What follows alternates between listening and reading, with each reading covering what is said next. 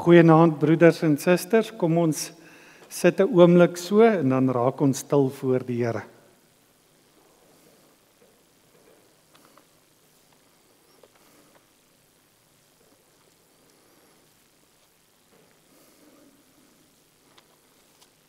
Terwyl ons so bly sit, sing ons saam Psalm 146, die eerste en die tweede vers. Ek wil graag die tweede vers vanaand ook uitlig.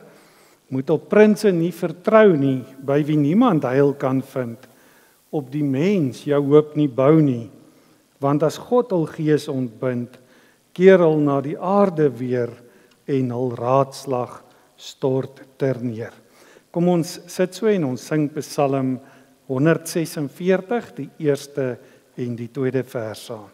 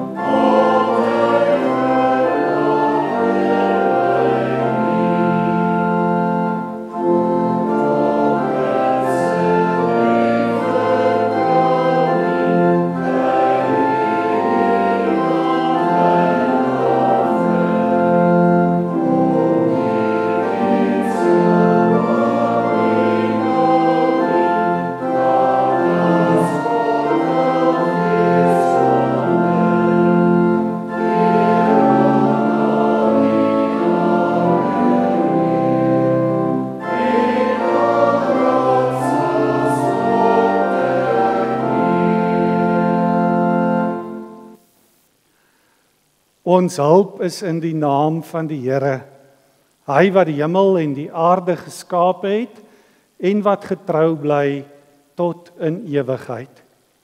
Geliefde gemeente, genade, barmhartigheid en vrede word hier ryklik geskenk van God ons Vader in ons Here Jesus Christus deur die kragtige werking van die Heilige Gees.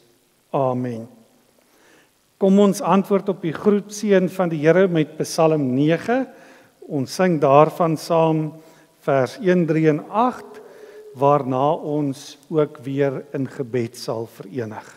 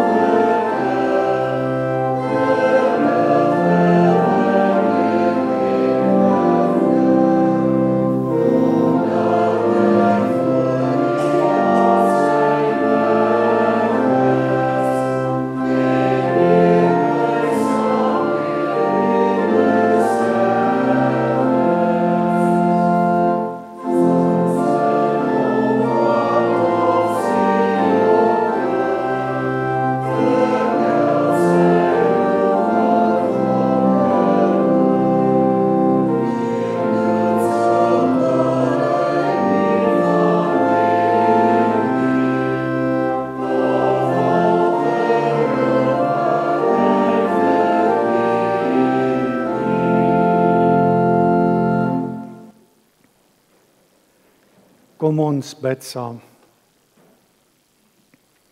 Ons Vader in die hemel, almagtige God, dankie dat ons vanaand ook so saam kan sing en aan U al die eer in ons lewens gee. Dat ons kan bely dat daar niks is wat ongemerk by U verbygaan nie. Ja, en daarom wil ons ook voor U verootmoedig. Wil ons ook in skaamte ons hoof voor U buig. En bely dat ons sondaar mense is. Sondaar mense wat alleen na U toe kan kom omdat U ook ons saak besleg het.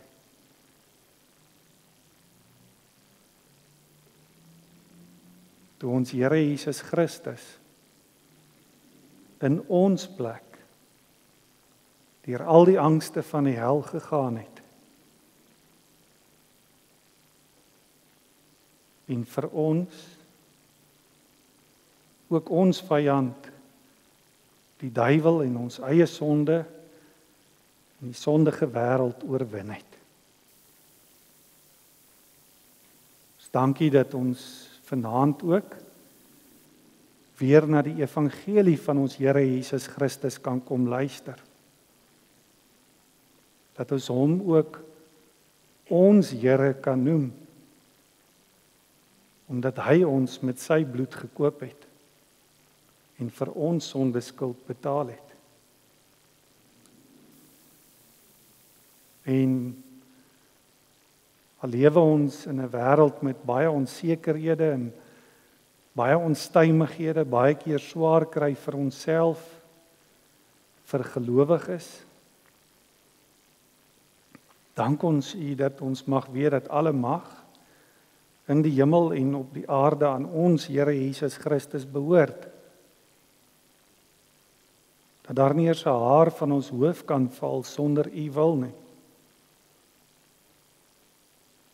Dank ons U dat U ook vir ons die Heilige Gees gegee het en U woord gegee het om ons ook deur hierdie wêreld te leer en te lei en te bewaar. Daarom vra ons vanaand, spreek Here en laat ons U dienaars luister. Amen. Vanoggend, broeders en susters, het ons geluister na die profetiese rede uit Markus uit, vanaand uit Matteus hoofstuk 24, daar vanaf vers 36, hoofstuk 24, vanaf vers 36 tot aan die einde van die hoofstuk. Maar niemand weet wanneer daardie dag en uur kom nie, nie die engele in die hemel nie en ook nie die seun van die mens nie. Net die Vader weet dit. Soos dit in die dae van Noag was, sal dit ook wees by die koms van die seun van die mens. In daardie dae voor die sondvloed het hulle soos gewoonlik geëet en gedrink en getrou tot op die dag dat Noag in die ark ingegaan het. Hulle het nie besef wat aan die gang was nie totdat die sondvloed gekom het en hulle almal weggesleer het. Net so sal dit gaan by die koms van die seun van die mens. Dan sal 2 mense op die land werk, die een sal saamgeneem word en die ander een agtergelaat word. 2 vroue sal by die meelkoring maal, die een sal saamgeneem en die ander een agtergelaat word. Bly dus waaksaam, omdat julle nie weet watter dag julle Here kom nie. Onthou dit, as die huiseienaar geweet het watter tyd van die nag die dief kom, sou hy wag gehou het en nie toegelaat het dat daar in sy huis ingebreek word nie. Om dieselfde rede moet julle ook altyd gereed wees, want die seun van die mens kom op 'n uur dat julle dit nie verwag nie. Wie is eintlik die getroue en verstandige slaaf vir wie sy eienaar oor sy ander slawe aangestel het om hulle op die tyd kos te gee? Dit is die slaaf vir wie sy eienaar by sy tuis kom, so aan die werk sal kry. Gelukkig is hy. Dit verseker ek julle, hy sal hom aanstel oor alles wat hy besit. Maar as dit 'n slegte slaaf is, sal hy by homself dink, my eienaar bly lank weg. Dan sal hy die ander slawe begin slaan en saam met die dronkaards eet en drink. Die eienaar van daardie slaaf sal op 'n dag kom dat hy dit nie verwag nie en op 'n uur wat hy dit nie vooraf weet nie. Dan sal sy eienaar hom laat doodmaak en hom die lot van die huigelaars laat deel. Daar sal hulle huil en op hulle tande kners.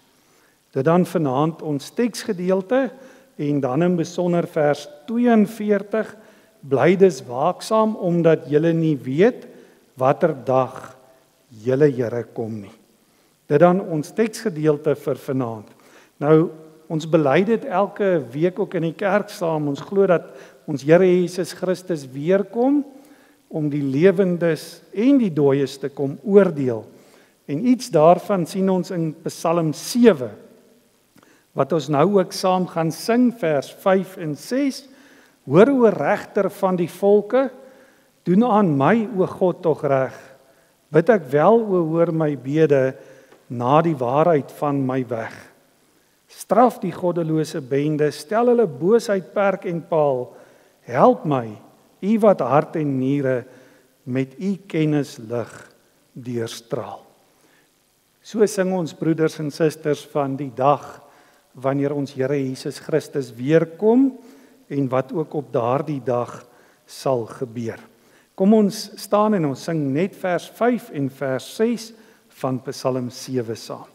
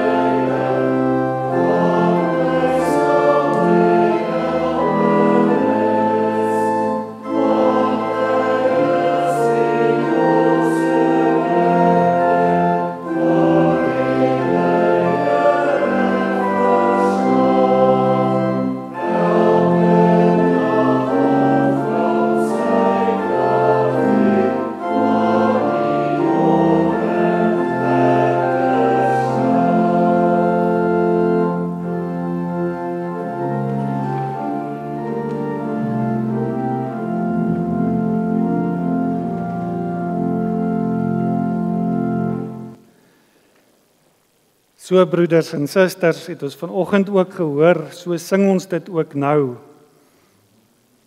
Dis 'n dag na wie baie mense uitsien.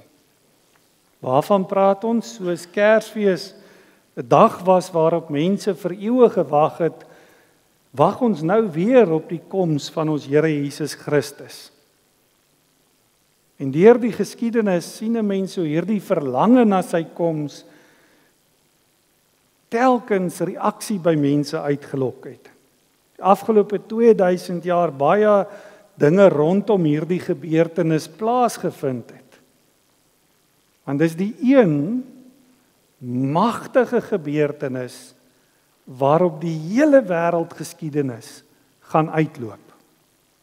Die koms, die wederkoms van Christus. Nou by baie mense lok dit vrees uit. Mens moet dit maar ook so sê. Hulle is bang vir daardie dag. Gaan kyk maar na die ewige reaksies wat die voorspellings van die wederkoms van Christus by mense uitlok, hoe mense met vrees daarop reageer. Trouwens, interessante feite, die Jehova-getuies wat altyd so aan jou deur kom klop.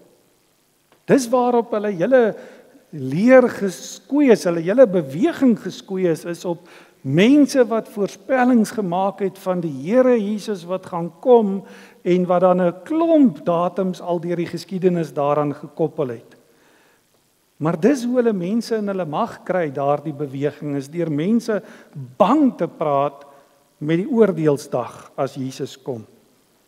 Ons het vanoggend weer van ou Dani Botha ook gehoor, wat glo stemme gehoor het en wat vir almal vertel het die Here het dit nou vir hom gesê. Die logika daar agter maak ook nie sin nie, want die Here kan nie vir hom iets anders sê as wat die Here vanaand in sy eie woord vir jou en my gesê het. Maar hoe dit ook al sê, hy het ook gekom met dit en hy het beweer die datum, so het ons gehoor, die 23ste September, die afgelope week, sou die finale dag gewees het. En nou kom ons agter, hy was nie die enigste een wat dit beweer het nie. Wêreldwyd is daar mense wat dit beweer het. En ons het ook gehoor, hulle het gepraat van 23 September 2015. Ons het nog wil gaan kyk, en kom mens ook by datums uit van die 23ste Mei, ook al op verskillende datums, een van die Jehova-getuies en ook. En waar kom hulle aan die goed wat hulle uitdink? Wel, baie belangrik is dat mens weet waar dit vandaan kom. Dit is uit soos ons vanoggend ook gehoor het, wiskundige formules wat hulle wil toepas. En in Amerika is dit nogal 'n groot ding die laaste 20 jaar, want daar's 'n radiostasie wat hierdie datums elke keer voorspel en dan hak mense soos 'n Dani Botha daarby aan. En hulle werk dan op 'n wiskundige manier deur die geslagte, deur die eeue te tel. Hulle gaan kyk na Adam tot by Noag, Noag tot by Abraham, Abraham tot by Dawid, Dawid tot by Christus en dan werk hulle daar volgens dan nou ook hierdie datums van hulle uit. Nou weet ons teen die tyd al, dit het nog nooit uitgewerk nie. Maar wat baie interessant is, en dit moet ons maar vanaand hoor, want ons hoor dit al meer en meer, nie net oor hierdie onderwerp nie, maar oor 'n klomp goed binne die kerk, wat die Here vir ons sê, hoor ons dat hulle, een van hulle redenasies is mense moenie meer vir die dominee luister nie. Hulle moenie vir dominees luister nie, maar wat hulle noem eerder vir hulle self as gewone mense met wie God deur sy Heilige Gees praat. Asof dominees nie gewone mense is nie, né? En dan gaan hulle vir jou sê, maar God het die kerk as 'n instelling het God verwerp. En God het daarom ook die amptdraers van die kerk verwerp. Dominees, ouderlinge, diakens soos ons dit ken, is nie meer in kerke nodig nie. Dis hoekom mense ook vandag hierdie ding het van, kom ons praat maar van ons eie direkte omgewing, elke plot 'n kerk op het. En elke plot 'n persoonlike pastoor het wat kan sê wat hy wil en maak wat hy wil.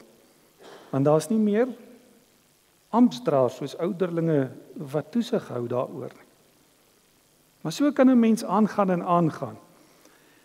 Die voorbeelde wat ons kan wys is baie. Mens kan amper sê die voorbeelde is legio as mens daardie taal wil gebruik. Van mense wat probeer om mense te oortuig dat hulle na hulle moet luister. Maar hulle werkswyse is altyd dieselfde. Onthou dit, hulle gaan altyd dieselfde werkswyse hê, naamlik die uitbuiting van mense se vrees vir die dag van die Here. Waarskuwing soos wat ons die week gehoor het, die ark se deur klap toe. As jy nie in is nie, bly jy buite, asof jy self kan gaan inklim. Dis God wat vir Noag en sy gesin gered het, nie Noag wat ingeklim het nie. Maar vir ons broers en susters mag dit nie so wees nie. Ons mag nie toelaat dat mense ons kom bang praat met die oordeelsdag nie, kom bang praat met die wederkoms van ons Here nie. Ons weet, ons behoort aan Christus en sy wederkoms is vir ons 'n oordeelsdag tot troos van elkeen wat in hom glo. 'n Oordeelsdag tot troos van elkeen wat in hom glo. Maak nie saak wanneer dit gaan gebeur nie. Die tyd van die wederkoms is eintlik nie relevant nie. Nou ons het dit nou gehoor, dit staan so in ons teksgedeelte, ons het vanoggend ook gehoor, geen mens kan die presiese dag en datum gaan bepaal nie.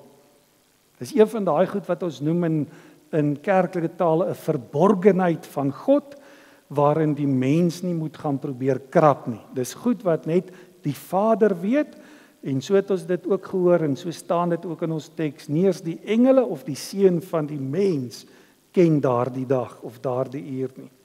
Net die Vader weet dit. Nou, hoekom is dit so belangrik? Dit bewys vir ons in die eerste plek die sondigheid. Hoor mooi, die sondigheid, die leuenagtigheid agter enige iemand wat gaan poog om die dag en die uur van Jesus se wederkoms te voorspel. Hierdie mense wat kom waarsku, sê die Here het vir hulle gesê, hulle het die Here gehoor, of die trompette soos Daniël dit gestel het. Dis mooi besef waarmee is hulle besig. Hulle praat direk teen dit wat God in sy woord vir ons sê. Nou dis die eerste ding wat ons moet raak sien. Die feit dat ons nie weet wanneer dit gaan gebeur nie, dat God self sê niemand behalwe hy weet dit nie, nie eens die seun van die mens nie, wys vir ons in die eerste plek op die leuenagtigheid van mense wat dit vir ons probeer kom voorspel. Die tweede ding is eintlik erger, dit wys vir ons op die dwaasheid van hulle wat in paniek vasgevang raak en daarop reageer uit vrees uit. Die derde ding wat dit vir ons wys is eintlik nog erger, dit wys vir ons op 'n absolute miskenning van God, van hulle wat probeer om daardie dag te vertraag of te probeer vermy. Nou dit klink snaaks, broers en susters, dat daar mense is wat dit probeer vertraag of probeer vermy. Maar waaroor gaan dit vir daardie mense wat dit probeer doen? Vir hulle draai hulle lewe om die hier en die nou. En daar's baie groepe in die geskiedenis en tot vandag toe wat dit steeds probeer doen, wat dink hulle gaan dit ontkom. Ons het almal al daarvan gehoor, op die Amerikaners praat van doomsday preppers. Mense kry in Suid-Afrika al meer van daardie mense wat bomskuilings bou om in weg te kruip. Hulle self tot hand en tand bewapen, alles om die lewe op die aarde te probeer bewaar wanneer dinge nou skeef gaan loop. Hulle misken eintlik die Here deur daardie dinge. Want hulle dink hulle kan sy oordeel en sy raadsplan verander. Maar die heel ergste is die mense wat daardie dag wil ontken, wat dink daar sal nie 'n einde wees nie. En sekerlik in ons tyd is dit die grootste groep van mense. Want dis hoe dit ook in die tyd van Noag was, sê Jesus. Die mense het klakkeloos voortgegaan met 'n sondige lewe. Selfs terwyl Noag die ark bou, terwyl Noag vir hulle preek, hulle waarsku, die einde is naby, weier hulle om na God se waarskuwings te luister of dit in ag te neem. Soos vanoggend gehoor het, die tekens was al daar, maar hulle was soos in die tyd van Jesus, toe die Jode ook so was, doof vir die waarheid, blind vir die werklikheid. Hulle het voortgegaan, sê Jesus, om te eet en te drink en te trou, asof niks ooit gaan verander nie. Nou op sigself is daar niks meer verkeerd om te eet en te drink of te trou nie. Maar die fout kom in wanneer dit alles waarom mense se lewens draai. Dit wat die Here vir ons as mense tot 'n seën gegee het, die eet en die drink en die trou, word vir ons op die ou einde belangriker as God self En dit ontaard op die ou einde vir ons ook in 'n vervloeking. Nou weet ons die mense van Noag se tyd, se oë het oopgegaan toe dit te laat was. Toe die ark se deure al gesluit was, wou hulle eers gaan gereed maak. En net so sê Jesus, is dit ook by sy wederkoms. Baie mense sal nie die tyd gebruik het om gereed te maak nie. En hy sê, so skielik gaan daardie dag kom soos 'n dief in die nag. 2 mans gaan op die land besig wees om te ploeg en skielik gaan een weggeneem word, een agtergelaat word. 2 vroue besig by die meelsteen, een gaan weggevat word, een gaan agtergelaat word. Hoekom daai verskil? Een wat weggeraap word, een wat agtergelaat word.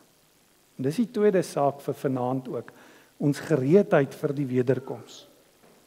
Want dis die belangrikste vraag. Die belangrikste vraag is nie wanneer gaan Jesus kom nie. Die vraag wat ek en jy moet vanaand kan antwoord, is ons gereed as hy vanaand kom?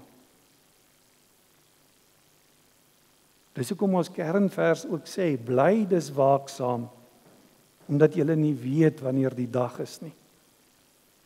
En ons weet, ons het vanoggend ook die woordjie gehoor, waaksaam, waaksaamheid. Ons het dit in die afgelope tyd ook gehoor by volharding. Wat beteken dit? Dit beteken dat ek heilig sal lewe, asof Christus nou kan kom. Asof Christus nou gaan inkom. Geestelik, moreel gereed by sy wederkoms. En die beeld wat mens kan gebruik is die van 'n bruidegom wie se bruid eintlik laat is vir die troue. Maar hy weet, hy seker sy gaan nog kom. So moet ons as kerk die bruid van Christus die beeld eintlik omdraai en weet, die bruidegom gaan kom. Beslis kom. Ongetwyfeld kom. Hy gaan ons nie los nie. Ons weet hy's op pad. Maar wanneer gaan die deur oopgaan? Ons weet nie. Want sê hy vir ons, en dis eintlik die belangrike, waar is daai mense besig van wie hy hier praat? Waar is die mans, waar is die vroues? Hulle is besig om met die gewone gang van die lewe. Dan gaan Christus kom. Skielik en onverwags, sê Jesus, soos die dief in die nag. Wanneer die Vader dit beveel en die stem van die aartsengel weer klink, die trompet van God weer klink, sal die Here self uit die hemel neerdal. Maar kyk baie mooi broers en susters, en dis die mooiste van ons kernvers vanaand. Wat sê Jesus hier? Bly dus waaksaam, omdat julle nie weet watter dag julle Here kom nie.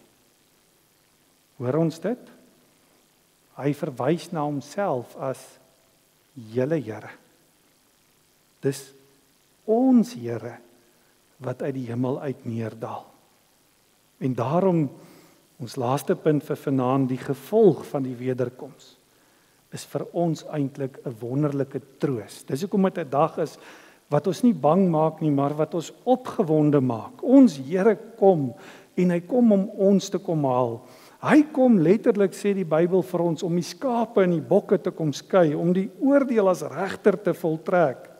En dis juis hierdie oordeel wat hy in verse 45 tot 51 beskryf.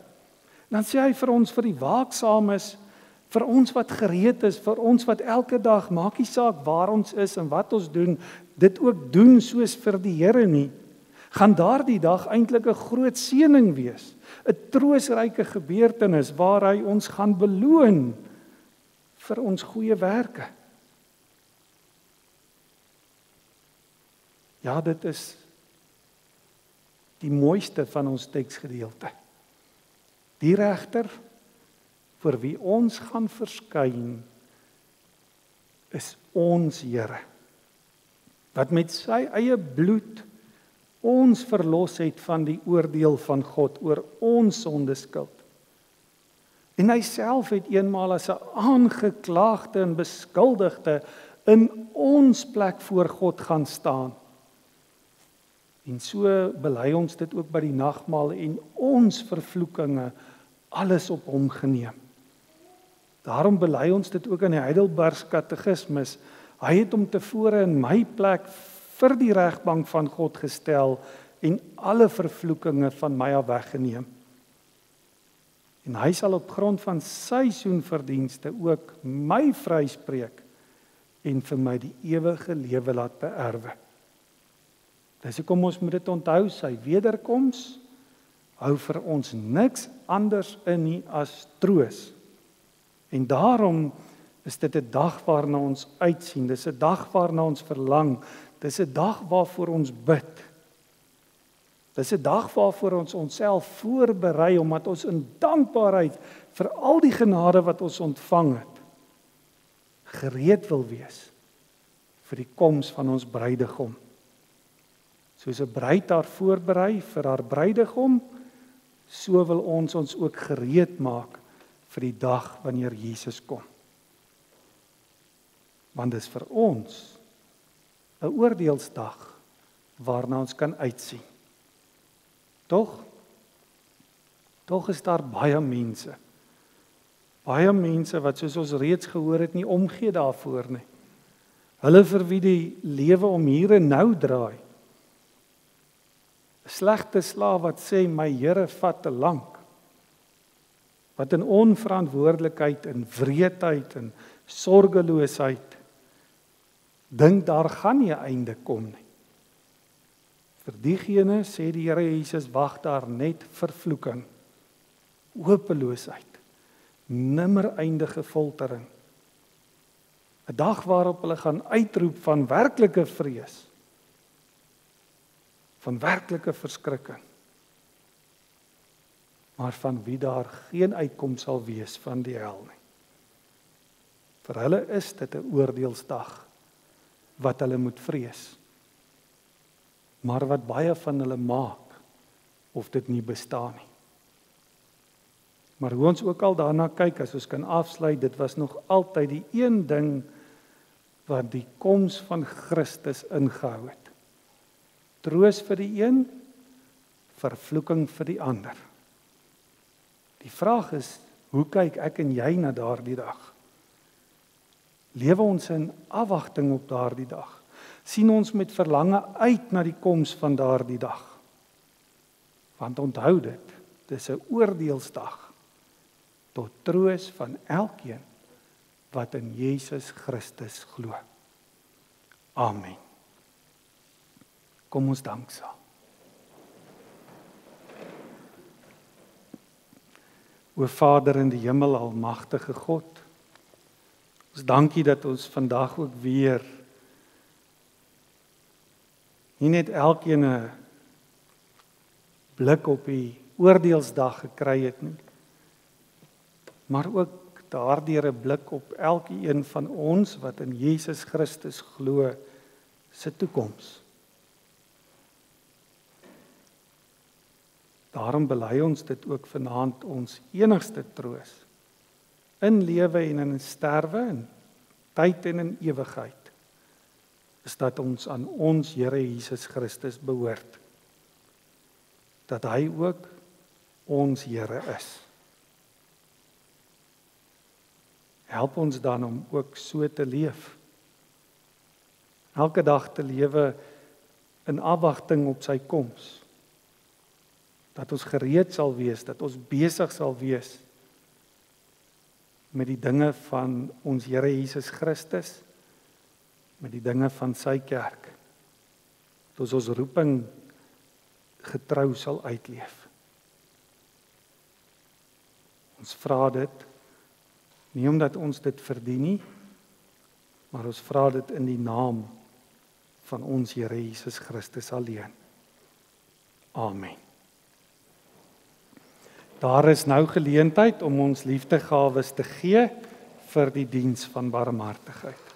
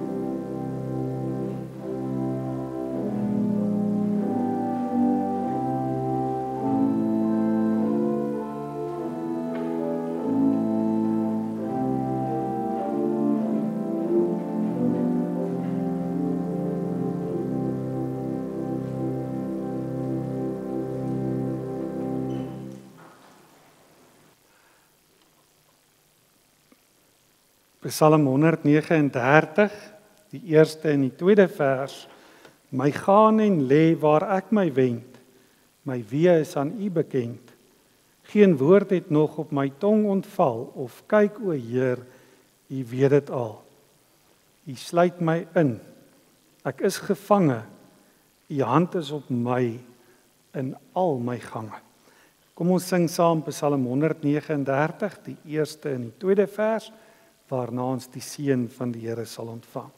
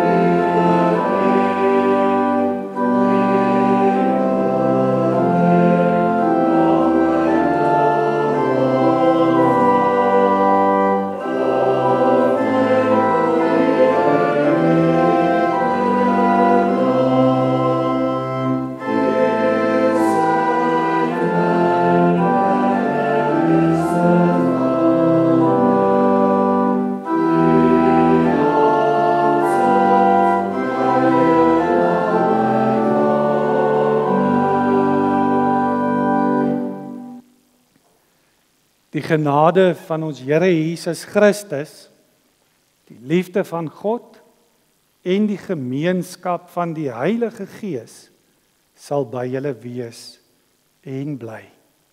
Amen.